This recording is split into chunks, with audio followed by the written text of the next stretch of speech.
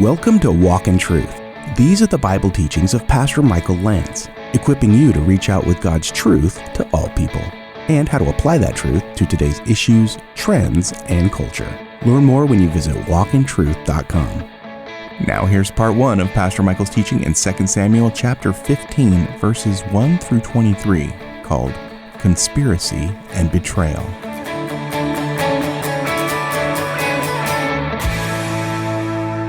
Now, it came about after this, 2 Samuel 15:1. So whenever you see something like that, you say after what? The last verse of chapter 14 says, so when Joab, and remember Joab had manipulated a way to get a woman to come before David and tell a story and ultimately get Absalom back into the royal court. When Joab came to the king, and this is after Absalom had started a fire in Joab's field to get things moving. You remember that? Hey, you're not returning my phone calls. I'll just set your field on fire and then we'll get things moving in a positive direction here. Well, they responded to the ultimatum of Absalom, called for him, 14:33. Thus he came to the king, prostrated himself, that looks good, on his face to the ground before the king. And the king kissed Absalom. That's how last week ended. These were, you could say in many ways, formalities of the royal court. Sometimes you'll see in Europe and in other places how people will do a formal kiss on the cheek. They'll kiss both sides of the face. And it's not necessarily something that's done out of deep emotion or a depth of relationship. It's more a formality. David's kiss was a kiss from a father to a son, but it does seem like what Absalom did was a formality, bowing before the king, almost like you would do if you came before anybody where that was expected. And then David's kiss was a way of saying, you're back in the good graces of the royal court. You're an heir again, even though we know that Absalom will not be the heir to the throne. He will die. But Absalom was never intended to be the heir to the throne. The heir to the throne is going to be a man named Solomon. That was God's plan. And David is going to know as these chapters unfold, and I think we all are aware of what is behind this, that God's disciplinary hand is happening in David's life. He is meting out discipline to David for what David did. And David was told by Nathan the prophet, the sword's never going to leave your house. What you did in secret is going to be done openly. And you've given cause for the enemies of God to blaspheme. You might be asking some deeper theological questions like, well, if that's the case, if God's meting out discipline to David, does that mean that Absalom is just a pawn in this story? That God is the one moving the puzzle pieces? And the answer to that is no. God is eternal. He doesn't have to look down a corridor of time, nor does he really have to move puzzle pieces. He already knows everything because for God, everything is now. It's his nature. He's eternal.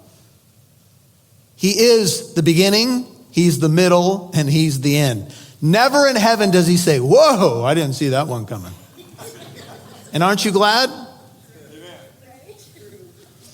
Now, that doesn't mean that God doesn't work out his will, and some of these things are a bit of a mystery when you begin to kind of dig down, but we are told in 2 Samuel 15:1, it came about after this, that Absalom provided for himself a chariot, so he's now back in the royal court, a chariot and horses, and 50 men as runners before him. Now, all of a sudden, Absalom provides for himself a chariot. He, all of a sudden, wants to look kingly. And as the chapter unfolds, we're going to see that he begins to plot a plan to usurp the throne from his father. He wants to be the king, probably partly because he doesn't believe that his father is just. After all, he let Amnon get away with what he got away with. Why does he deserve to be king? And somewhere deep down, Absalom was nursing bitterness. Turn over, hold your place in 2 Samuel. Turn over to the book of Hebrews. This is chapter 12, Hebrews chapter 12. The writer of Hebrews is giving examples in chapter 11 about faith, and then he gives a negative example from the life of Esau. Hebrews 12, look at verse 14. Hebrews 12, he's just been talking about discipline and how if God disciplines you and you learn from it, then it will yield fruit in your life. If you submit to that discipline, if you will, it's not pleasant, nobody likes it, but it will allow you, Hebrews 12:10, to share in God's holiness if you allow that discipline to work. All discipline, Hebrews 12:11, for the moment seems to be not to be joyful, but sorrowful.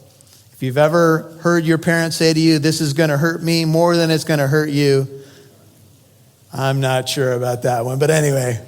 But I used it on my kids, so anyway, feel free. But it yields something. It yields, if you're trained by discipline, notice middle of 11 of Hebrews 12. Yet to those who have been trained by it afterwards, it yields the peaceful fruit of what? Of righteousness. Therefore, strengthen the hands that are weak, the knees that are feeble. Discipline is intended to strengthen weaker parts of your life. Make straight paths for your feet so that the limb which is lame may not be put out of joint, but rather be healed. Discipline's purpose is for healing and strength. Pursue peace with all men and the sanctification without which no one will see the Lord. And see to it that no one comes short of the grace of God, that no root of bitterness springing up causes trouble, and by it many be defiled. Now I mentioned at the beginning, if you go back to 2 Samuel, that Absalom was nursing a root of bitterness, and by it many were going to be hurt. What should he have done? Let's ask that question. Well, I think if he would have come to his father and said, Dad, I am angry. I don't know why you didn't deal with Amnon. I am sorry for what I've done. I regret it. Would you please forgive me? We probably would have been on the road to healing. But instead of that, Absalom nursed the bitterness. He didn't show it on the outside, but on the inside, the water was boiling over. And so he begins to position himself. He gets a chariot, horses and chariots, and he begins to show that he is kingly. He's bowed before his father, but I think it's clear that his heart is far away from his father. Jesus said, you hypocrites, rightly did Isaiah prophesy of you, saying, this people honors me with their lips, but their hearts are far from me. Absalom's heart was far from his father. Absalom's ambition was singular. He would oppose the kingdom of David, but by opposing David's kingdom, he would oppose God. And if you oppose God, you're going to lose. David's ascension to the throne was not solely dependent upon his person. Yes, he was a man after God's own heart, but he was still a sinner like you and me. The Davidic covenant promises that God made were not based upon perfect performance. It was something that God decided to do. He chose David. And so Absalom, by opposing his father, will oppose God. David's failure had weakened his kingdom. God's heavy hand was on him, but still God's promises were there. And God's promises never fail. He will never leave you, nor will he ever forsake you. Even if you feel like you've made some poor decisions that have hurt you and others around you, and even your witness. And so Absalom began to put some stuff in place. The sons rode upon mules, 2 Samuel 13:19, but Absalom set up chariots and horses. Some commentators say this is the first time chariots and horses are seen on the streets of Jerusalem in the Bible. And they say that chariots and horses are associated more with the enemies of God, think of the chariots of Egypt, than they are with God's people. And chariots and horses and the multiplication thereof were a warning given to the kings of Israel not to multiply horses and to multiply wives. But it seemed like they ignored those warnings. And so Absalom is trying to look the part. He's trying to get a big image going on. And so he got a tricked out SUV, tinted windows, lowered, cool rims, guys with sunglasses, young and studly, running in front of the Hey, you got Absalom? You got his back there? Yeah, good. Everywhere he went, he looked like the official kingly crown prince. Whoa, there he goes again. He had one of the most well-known cars of the time. It was called a JMW, Jerusalem Motor Works. I don't know. How you like that? Anyway. And he was going around town looking like he had Secret Service, and everywhere he went there was parade and pomp. You think David heard about it? You think any of the people in the city went, hey, David, have you seen Absalom's new car? Have you seen some of the guys that run with him? Have you heard about their walkie-talkie system? I mean, David had to be hearing. You'll hear more from Pastor Michael in a moment. Did you miss part of today's message? You can always listen again on demand. Catch every teaching from Pastor Michael Lantz on the Walk in Truth app or wherever you listen to podcasts. It's an easy way to keep growing in God's Word and stay grounded in biblical truth throughout your week. Just search for Walk in Truth and start listening anytime. Your financial support helps keep Walk in Truth on the radio, and it also helps us reach people all over the world through the podcast.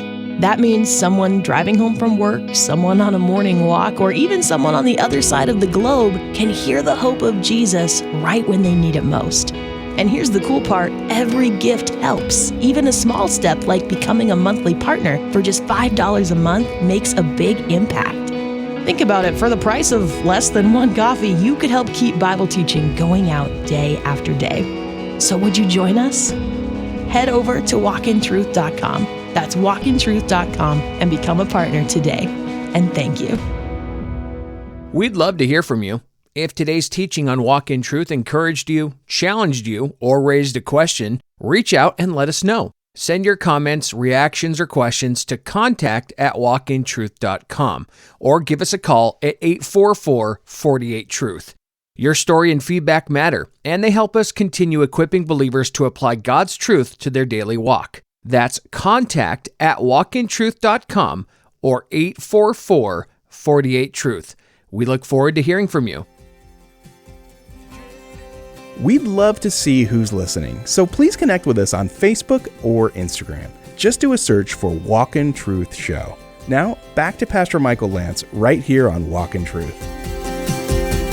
Have you heard about their walkie-talkie system? I mean, David had to be hearing. But you're going to notice an underlying theme in the chapter. David, we never hear from him. He's passive. Passive parenting doesn't work. Can I get a witness? Sometimes you see the brat in the store and you say, please, I'll cover the camera, you spank him.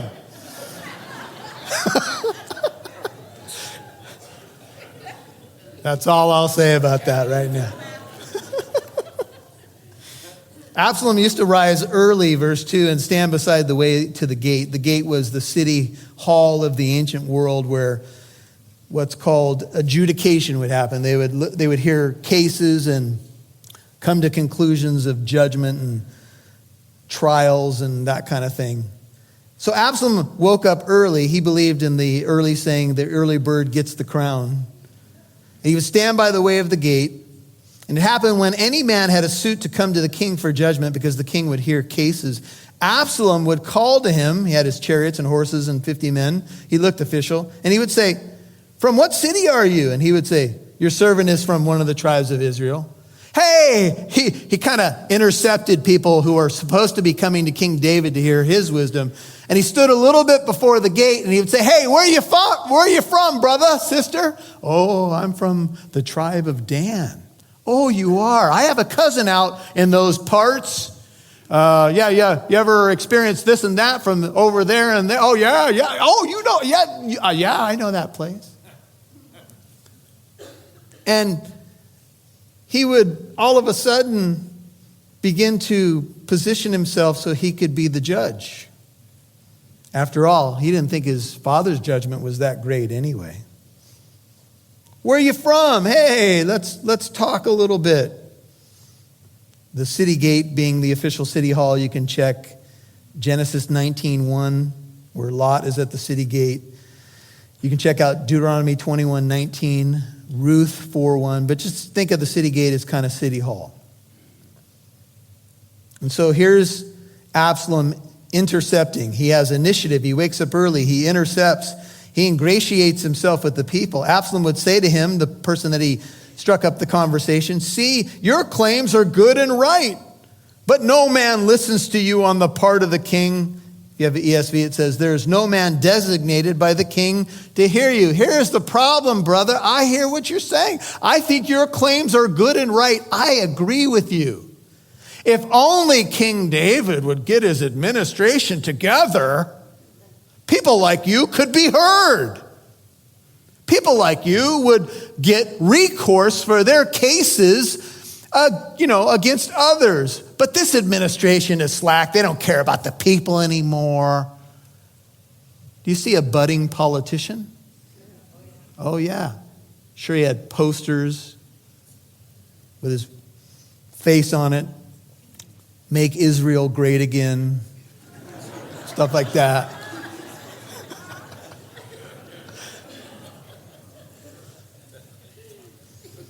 And what he was really implying is the king doesn't listen to you. They don't listen to you anymore. They don't care about the people. Your chances of receiving justice from this administration are slim to none, brother. But I hear you.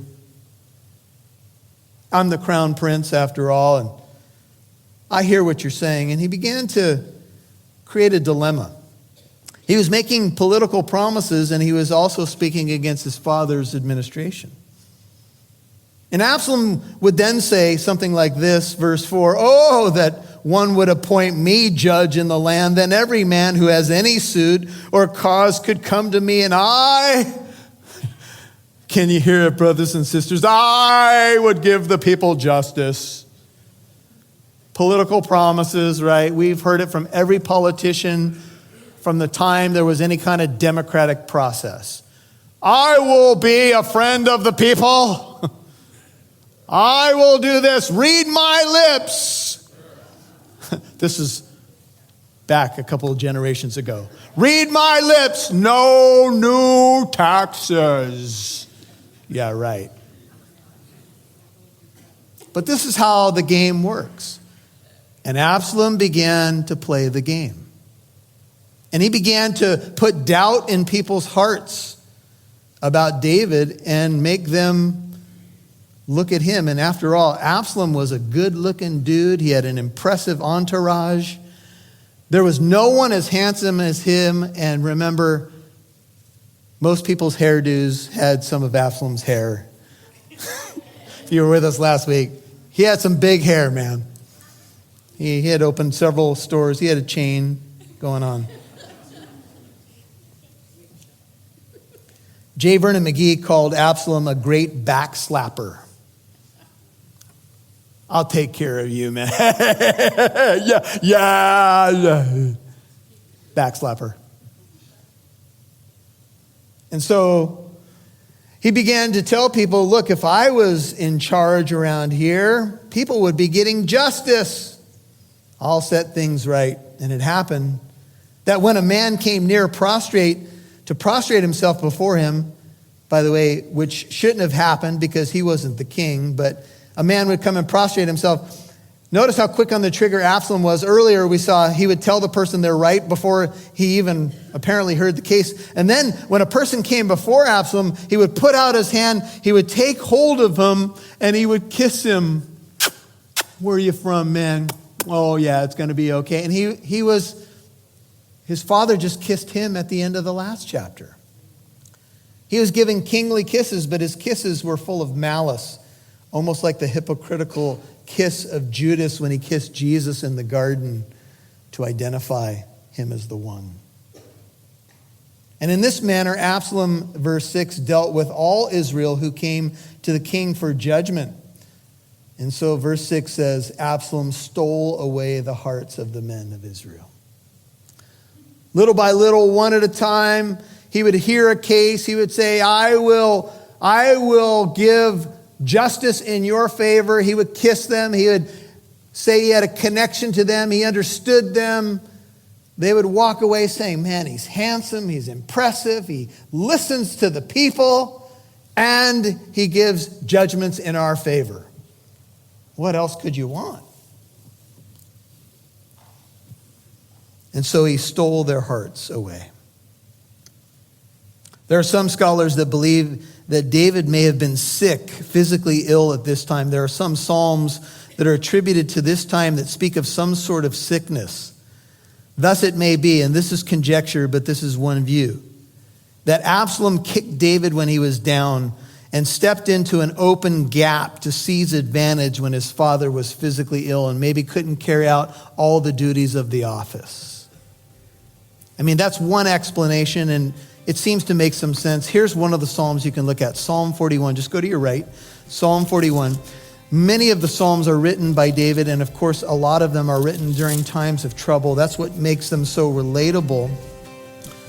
And you might be asking, well, what was David's weapon if he was on a sick bed and Absalom's pulling all these shenanigans? What did David do, and what should I do if something similar is happening to me? You've been listening to Conspiracy and Betrayal, Part 1 on Walk in Truth. That was Pastor Michael's teaching in 2 Samuel chapter 15, verses 1 through 23. If you missed any part of today's program, you can listen to Walk in Truth on Spotify, Apple Podcast, or wherever you get your podcasts. Please share Walk in Truth with a friend if today's message encouraged you. Now here's Pastor Michael with a final word. As we think about the topic of Absalom's betrayal of David, maybe you are going through something right now where you've been let down by somebody that you trusted, somebody in your inner circle, somebody close to you, maybe even someone who is family or church family. And you might be saying, okay, how do I respond to that kind of betrayal in a way that honors God instead of me becoming bitter, disillusioned? You know, sometimes when this happens, people want to give up on the church as a whole. They want to, maybe give up on people. And, that's part of the cost, I would say, to love well, is you put your heart out there. And when you do, sometimes your heart can be stepped on. Sometimes it can feel like you're being trampled on. And David certainly knew what that was like. And I want you to think about the greater David here. Jesus knows what it's like. Think about Judas and Peter. Judas betraying him, Peter denying him, everybody fleeing from him. Everybody who said they would be at his side no matter what might come, gone. The end of Paul's life, he says, there's no one left with me except Luke. The Apostle Paul, man, one of the greatest Christians and evangelists that ever lived. And he looks around and everybody's bailed. So if you've got a handful of people who are faithful to you, count yourself blessed. It doesn't make it all right, my brother, my sister. It doesn't make it all right if someone did you wrong. But what you can know is that you're not alone. And your great high priest understands. In fact, he empathizes and sympathizes with you. I don't want to ever forget that when I pray, Jesus knows. And I can find comfort in the fact that he knows exactly how I feel and what I'm going through. It's Pastor Michael Lantz, and we're nearing the end of the week as we have moved through 2 Samuel 14 and 15. One of the tools that you can take advantage of right here from Walk in Truth is the free Walk in Truth app. It's available on your app store for free. Download it. It's a blue pillar. There you can listen to messages on demand. If sometimes, I know some of you drive to work and you didn't catch the end of the message, well, you can go back to the Walk in Truth app. You can listen to the rest. You can send the message to friends, share it. You can find out more about the ministry and keep up with what's going on right here on Walk in Truth. So we'll see you right here tomorrow. Remember, Walk in Truth is a listener-supported ministry. Your financial partnership helps us broadcast on this station and provide the podcast for free. Also, more people like you can dive deeper into the Word of God and apply it to their life. Please consider becoming a Walk in Truth monthly partner of at least $5 a month, or give a one-time gift. Please visit walkintruth.com to give. And join us tomorrow for part 2 of Conspiracy and Betrayal. But Absalom sent spies throughout all the tribes of Israel, saying, as soon as you hear the sound of the trumpet, then you shall say, Absalom is king in Hebron. All right, guys, here's the plan. I told Dad I got to pay a vow, and that's why I'm going to Hebron. And as soon as I arrive and you hear the trumpet blow, begin to announce me as king. Look, this is what he's been working towards for 4 years. I'm Mike Massaro. Thanks for listening to Walk in Truth, where it's our goal to equip you to reach out with God's truth to all people.